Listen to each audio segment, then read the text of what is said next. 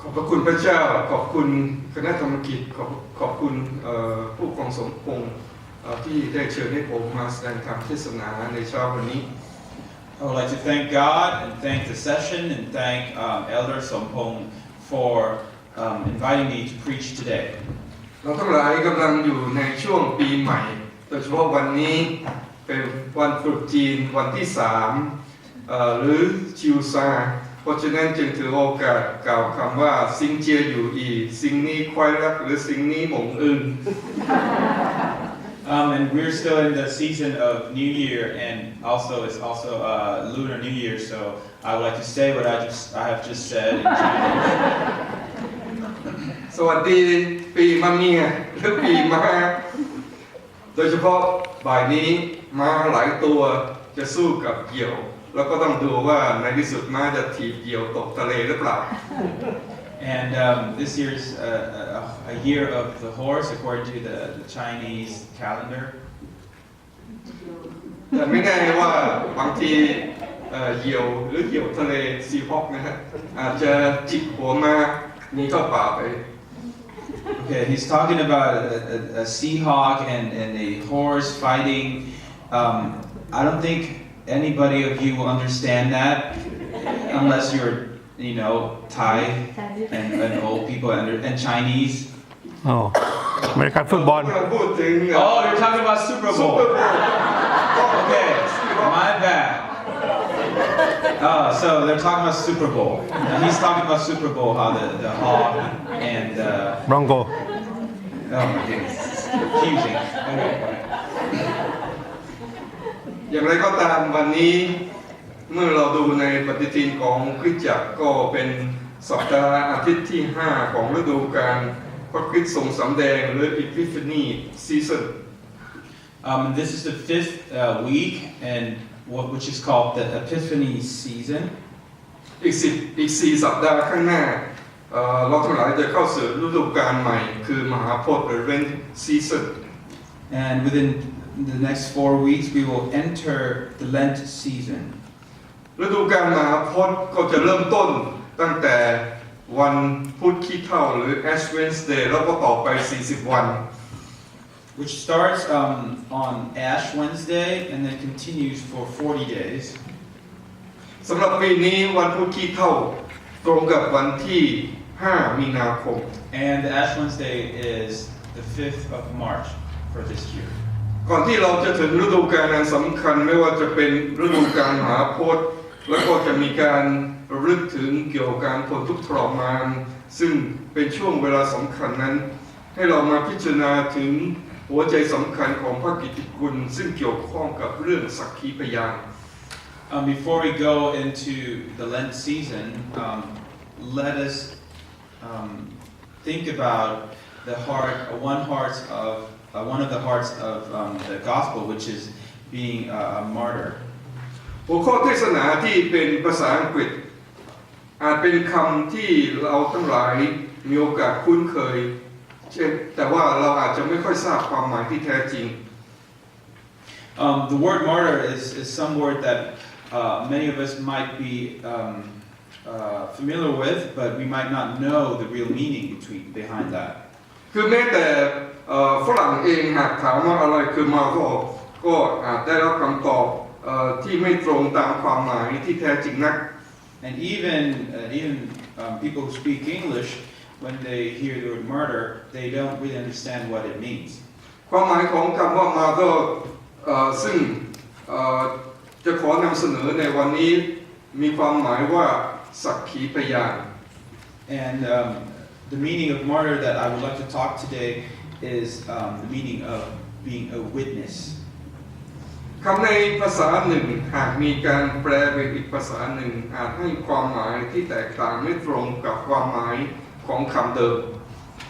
When you translate a word from one language to the next, you might have a word that doesn't really capture the meaning of the old language. มีภาพยนตร์ฝรั่งมากมายที่นำไปฉายในประเทศไทยซึ่งมีการแปลเป็นไทยแต่ก็มีความหมายที่ผิดเพี้ยนฟังแล้วก็ตลกหรือออกเป็นลิเกไป Um, a lot of times we have movies from America that's translated into Thai, and the title of the movie is translated wrongly, that it sounds funny sometimes.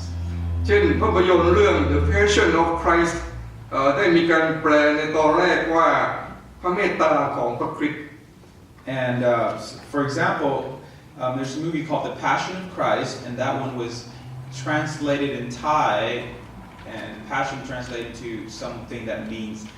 แต่ก็มีคนทัก grace ท้วง of Christ. มีคนทักท้วงว่าคำว่า passion ของหนังเรื่องนี้ไม่ควรจะแปลเป็นพระเมตตาแต่ควรจะแปลเป็นการทนทุกข์ทรมานมากกว่า And the word passion in this place is talking about the suffering of Jesus Christ. เมื่อหนังเรื่องนี้ไปฉายที่เมืองไทยก็ไม่มีการแปล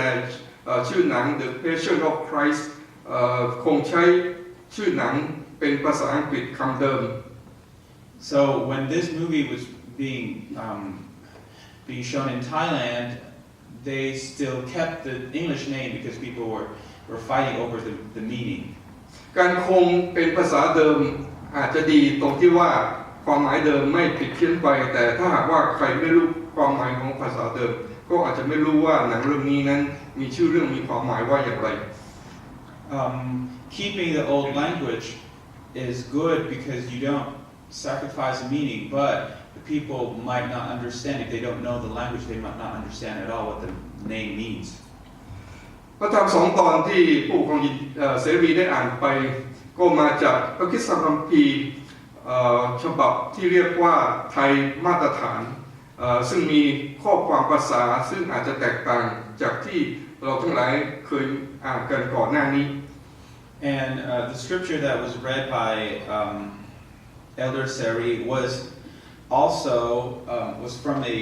version of the Bible called Standard Thai. พระธรรม2 ตอนนั้นก็มีเรื่องประเด็นสำคัญที่เกี่ยวข้องกับสักขีพยาน And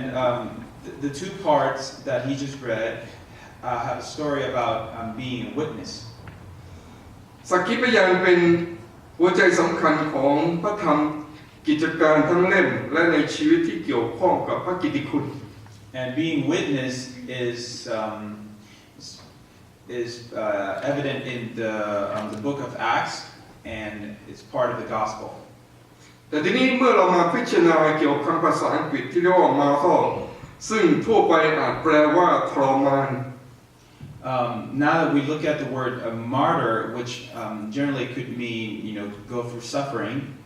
หรือเป็นผู้ที่ยอมรับการทนทุกข์หรือพลีชีพเพื่อศาสนา or those who take persecution and lose their lives for the sake of their religion, หรือเป็นวีรชนแห่งความเชื่อ or become a hero of the faith. แต่ถ้าหากว่าเราพิจารณาจากคำศัพท์เดิมของคำว่า martyr ซึ่งมาจากคำในภาษากรีกที่ออกเสียงว่า marthus มีความหมายว่าสักขีพยานหรือ witness. But if you look at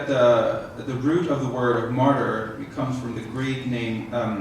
which is called martus, which means witness. ในพระคริสตคัมภีร์ที่เป็นภาษาอังกฤษนั้นเราทั้งหลายไม่อาจจะพบคำว่า martyr ที่มีความหมายว่า witness หรือสักขีพยาน And if you look at the Bible in English, we might not see the word martyr, but we only see witness. เหตุที่เป็นเช่นนั้นก็เพราะเนื่องจากว่าคำนี้เดิมเป็นภาษากรีกแต่เมื่อมาแปลเป็นภาษาอังกฤษจะใช้คำว่า witness because this Greek word, when it's translated to English, it becomes the word witness. ในสมัยคริสตจักรในสมัยคริสตศตวรรษที่4ซึ่งคริสตจักรได้เริ่มต้นระลึกถึงบุคคลที่เป็นสักขีพยานของพระคริสต์เจ้า In the 4th century, the church starts to venerating people who were martyrs of Jesus Christ. โดยเฉพาะอย่างยิ่งสักขีพยานที่ถูกข่มเหงหรือได้รับความทุกข์ทรมานหรือถูกฆ่าตาย Especially those who died.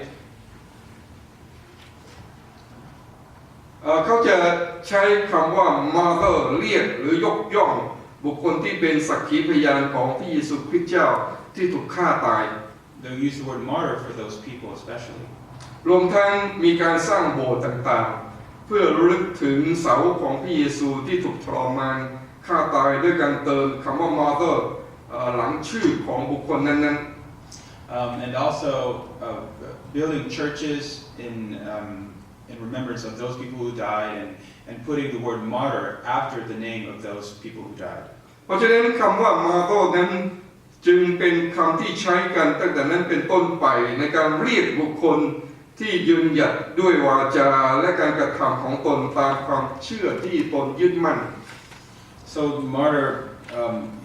adopt a new meaning, which is people who die for a cause, for a religious cause, for their belief. หรือเป็นคนที่ยอมรับความทรมานหรือยอมเสียชีวิตเพื่อศาสนา Or those who die for religion. แต่อย่างไรก็ตามบทบาทอันสำคัญที่เกี่ยวข้องกับผู้เป็นมาโตคือการเป็นสักขีพยานของพระเยซูคริสต์เจ้า But the real main role of those who are martyrs are simply those who are witnesses for Jesus Christ. สภาคริสตจักรในประเทศไทยได้กำหนดวันที่ 14 กันยายนเป็นวันอาทิตย์หรือวันอาทิตย์สัปดาห์ที่ 2ในเดือนกันยายนเป็นวันระลึกถึงวีรชนแห่งความเชื่อ The Presbyterian of Thailand has designated the 14th of September,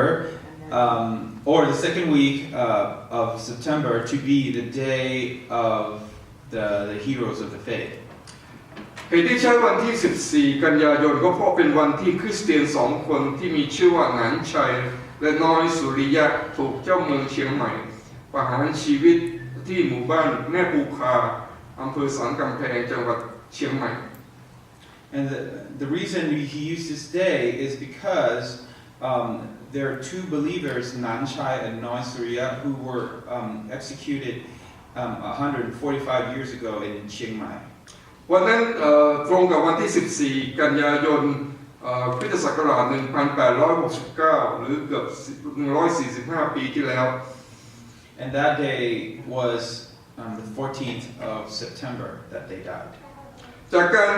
ที่2 คนนี้ถูกฆ่าตายก็เป็นเหตุให้มีการร้องเรียนต่อในหลวงรัชกาลที่ 5 จนในที่สุดเมื่อวันที่ 9 ตุลาคม 1878 ในหลวงรัชกาลที่ 5 ก็มีพระราชโองการอนุญาตให้คนไทยมีอิสระในการนับถือศาสนา And after that the execution, they were pleading to the king of Thailand, and eventually in the year 1878, the king, the fifth king of this dynasty, allowed freedom of religious. แล้วก็ตั้งแต่นั้นเป็นต้นไปประชาชนโดยเฉพาะคริสเตียนนะฮะก็มีโอกาสที่จะปฏิบัติศาสนาตามที่ตนพอใจมีคำสั่งห้ามไม่ให้มีการขัดขวางหรือมีการลงโทษใดๆหากมีคริสเตียนที่เลิกไหว้ผีหรือเลี้ยงผีหรือหยุดงานในวันอาทิตย์ And so there will be no more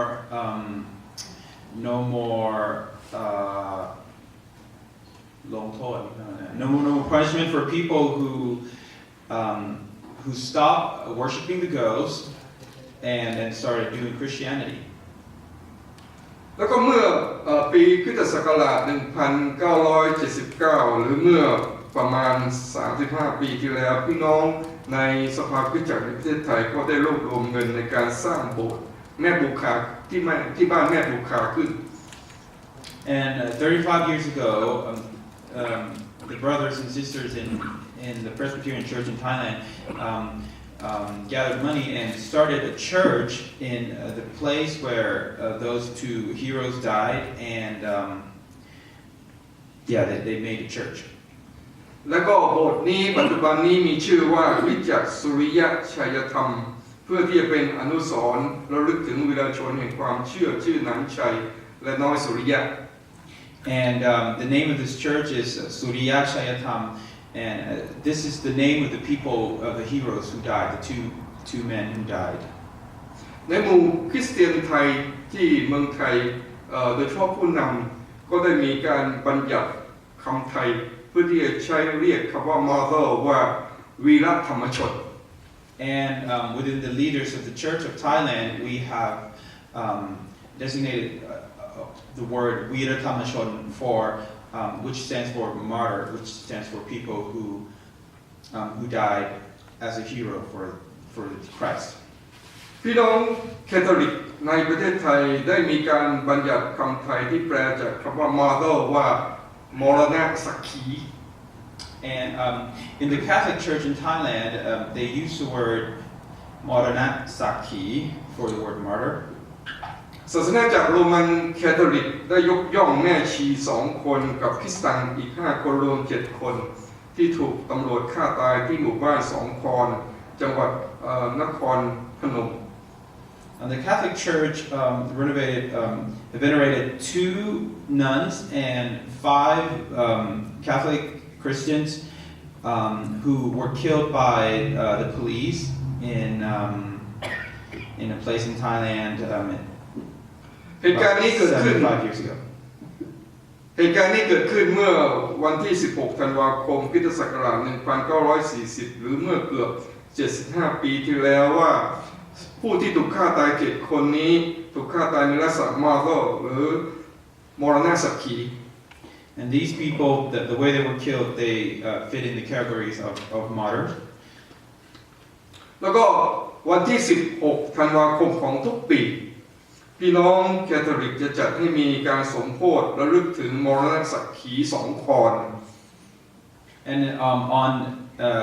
the 16th of December of every year, they will have a celebration for the people who died on these days. แล้วก็เมื่อปลายปีที่แล้วก็มีการแสดงละครเพลงเรื่องมรณะสักขี2 คอนแสดงโดยนักศึกษาของมหาวิทยาลัยเกษตรขอนแก่น Last year, they made a musical called the Martyrs of Songkhon, done by the students of the University of Khon Kaen. ถ้าเกิดสมมติว่าคุณเบนอยู่ที่เมืองไทยอาจจะได้รับเชิญให้เป็นคนที่แสดงละครนี้เพราะว่าคุณเบนสามารถร้องเพลงไปรอบได้ He says if I was in Thailand, they might invite me to sing in this thing. หากเราพิจารณาก็คือว่าเหตุการณ์ที่เรียกว่ามรณะสักขี